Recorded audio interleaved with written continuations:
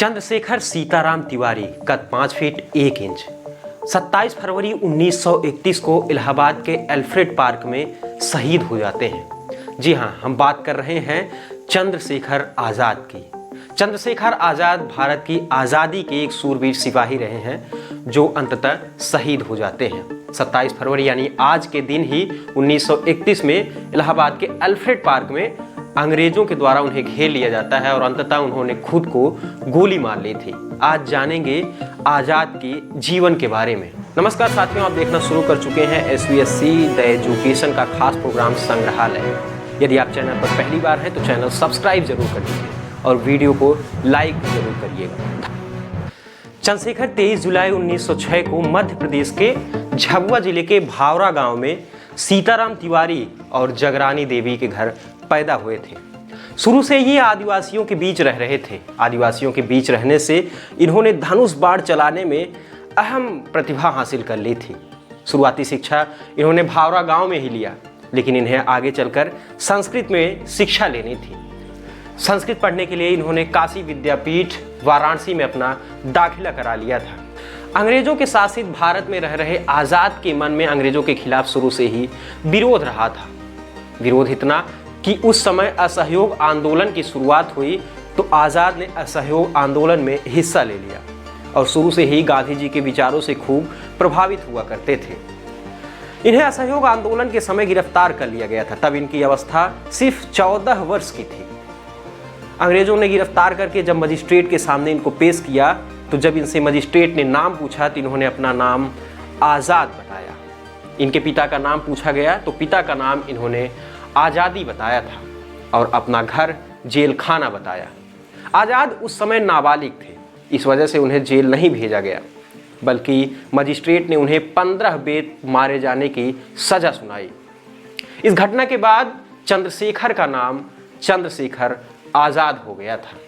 गांधी जी के असहयोग आंदोलन के वापस लेने के कारण गांधी जी से खफा हो गए थे और इन्होंने क्रांतिकारी आंदोलन के राह पर निकलने का फैसला लिया और ये HRA जो उस समय हिंदुस्तान रिपब्लिकन एसोसिएशन था उसके सक्रिय सदस्य बन गए और इस हिसाब से वो क्रांतिकारी गतिविधियों को अंजाम देना शुरू कर दिए थे। जब पंडित राम प्रसाद बिस्मिल के नेतृत्व में काकोरी षड्यंत्र को अंजाम दिया गया, जहां पर क्रांतिकारियों ने सरकारी खजाने को एक ट्रेन से लूट लिया था, उस समय क्रांतिकारियों में अधिक लोगों को अंग्रेजों ने फांसी की सजा सुना दी थी। लेकिन उस समय भी चंद्रशेखर आज़ाद अंग्रेजों को चकमा देकर भागने में सफल रहे और अंग्रेज उन्हें पकड़ नहीं सकी। चंद्रशेखर आज़ाद, भगत सिंह और उनके साथियों ने मिलकर HSRA का गठन किया। HSRA यानी हिंदुस्तान सोशलिस्ट रिपब्लिकन एसोसिएशन। इसका गठन फिरोज शाह कोटला स्टेडियम दिल्ली में किया गया था, जिसका नाम आजकल चेंज करके अरुण जेटली जी के नाम पर कर दिया गया है। इस संस्था ने कई क्रांतिकारी घटनाओं को अंजाम दिया।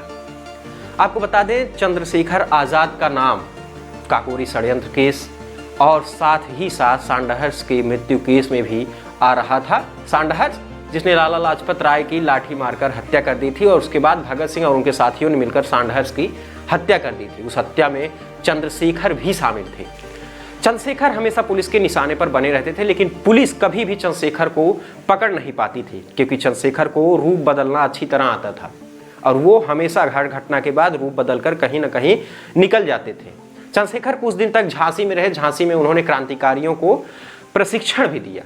आपको बता दें, जिस दिन चंद्रशेखर आज़ाद शहीद हुए थे उस दिन चंद्रशेखर इलाहाबाद में थे। इलाहाबाद में वो आनंद भवन गए। आनंद भवन जाकर जवाहरलाल नेहरू से मुलाकात की कि भगत सिंह की फांसी को कैंसिल किया जाए, क्योंकि उस समय अंग्रेजों और कांग्रेस के बीच पैक्ट होने की संभावना थी। तो इसको देखते हुए आज़ाद ने नेहरू से मुलाकात की कि हो सकता है तो भगत सिंह के फांसी को कैंसिल किया जाए। इसके बाद वो चले आते हैं। वो उस समय अल्फ्रेड पार्क में टहल रहे थे अपने एक साथी सुखदेव के साथ। सुखदेव के साथ वो टहल रहे थे तो अचानक उन्होंने देखा कि वीरभद्र तिवारी नाम का एक शख्स उनके सामने से जाता है। वीरभद्र तिवारी जो अंग्रेजों का मुखबिर बन चुका था। हालांकि वो भी पहले क्रांतिकारी घटनाओं में रहा करता था, लेकिन काकोरी षड्यंत्र के बाद वो अंग्रेजों का मुखबिर हुआ था। इसके बाद आज़ाद और सुखदेव ने कहा कि अरे ये वीरभद्र तिवारी कहाँ जा रहा है। इससे उन्हें थोड़ा शक होता है। मुखबिर की सूचना पर पुलिस डीएसपी ठाकुर विश्वेश्वर सिंह और पुलिस अधीक्षक सर जॉन नॉट बाबर, इन लोगों ने पूरे एल्फ्रेड पार्क को पूरी तरह से घेर लिया। इसके बाद विश्वेश्वर सिंह, सबसे पहले जॉन नॉट बाबर ने एक गोली चलाई। वो गोली जाकर आज़ाद के जांघ पर लगी। आज़ाद भागने में असफल रहने लगे। आज़ाद ने सबसे पहले अपने मित्र सुखदेव को वहां से निकल जाने को कहा, लेकिन सुखदेव जा नहीं रहे थे। इस पर दूसरी गोली ठाकुर विश्वेश्वर सिंह ने चलाया, जो आज़ाद के दाहिने कंधे पर यानी उनकी भुजाओं में जा लगी। इस वजह से वो बंदूक चलाने में भी असफल महसूस कर रहे थे, लेकिन उन्होंने बाएं हाथ से ही बंदूक चलाना शुरू कर दिया। उन्होंने एक गोली ठाकुर विश्वेश्वर सिंह के जबड़े पर मारी, जिससे उसका जबड़ा टूट गया। काफ़ी देर तक मुठभेड़ होने के बाद अंततः जब चंद्रशेखर आज़ाद ने देखा कि उनके पास कारतूसों की कमी है और वो अंग्रेज़ों के हाथ नहीं लगना चाहते थे, तो बताया जाता है कि आखिरी गोली बताया जाता है उन्होंने एक गोली खुद को मार ली। अब उन्होंने खुद को गोली मारी थी या नहीं मारी थी, ये संशय का विषय है, क्योंकि पुलिस ने आगे चलकर उनके पास से कई सारे जिंदा कारतूस बरामद किए थे और साथ ही साथ पुलिस की गोली भी लग गई थी। इस वजह से ये कह पाना कि उन्होंने खुद को गोली मारी या फिर पुलिस की गोली से जख्मी हुए थे, इस वजह से उनकी मृत्यु हुई, इसमें थोड़ा सा संशय उत्पन्न होता है। अमर शहीद चंद्रशेखर आज़ाद के लेखक विश्वनाथ आज़ाद के साथी रहे हैं। वो लिखते हैं कि मेरी गिरफ्तारी के 15 दिनों के बाद चंद्रशेखर आज़ाद के शहीद होने की खबर आती है। तब के समाचार पत्रों को माने और सुखदेव राज के हवाले से समझे, पता चलता है कि चंद्रशेखर हिंदुस्तान से वर्मा जाने की बात कर। सुखदेव और चंद्रशेखर ने वीरभद्र तिवारी को अपने सामने जाते हुए देखा था। वो वीरभद्र के बारे में बात ही कर रहे थे, इतने में अंग्रेज ऑफिसर की एक गाड़ी आकर रुकती है। अंग्रेज ने आज़ाद से उनका नाम पूछा। उनके नाम पूछते ही आज़ाद और सुखदेव ने गोलियां चलानी शुरू कर दी। इस पर अंग्रेज अफसर ने भी गोली चलाना शुरू कर दिया और वो गोली से चंद्रशेखर आज़ाद घायल हो गए और सुखदेव को बाहर निकल जाने को कहा और सुखदेव वहां से भागने में कामयाब भी रहे। पुलिस अधीक्षक बाबर का बयान समझे तो बाबर का बयान है कि ठाकुर विश्वेश्वर सिंह ने बताया कि एक व्यक्ति जो अल्फ्रेड पार्क में है उसका हुलिया चंद्रशेखर आज़ाद से मिलता जुलता है। अपने साथ जवानों और गोविंद कांस्टेबल को साथ लेकर दूर खड़े होकर मैंने पूछा कि कौन हो। उसने इतना सुनते ही अपनी पिस्तौल से गोली चलाना शुरू कर दिया और मैं भी पिस्तौल लेकर तैयार था। मैंने भी गोली चलाई। गोली चलाते चलाते मेरी मैगजीन खाली हो गई। इसके बाद मैंने अपनी मैगजीन निकाली गोली भरने के लिए।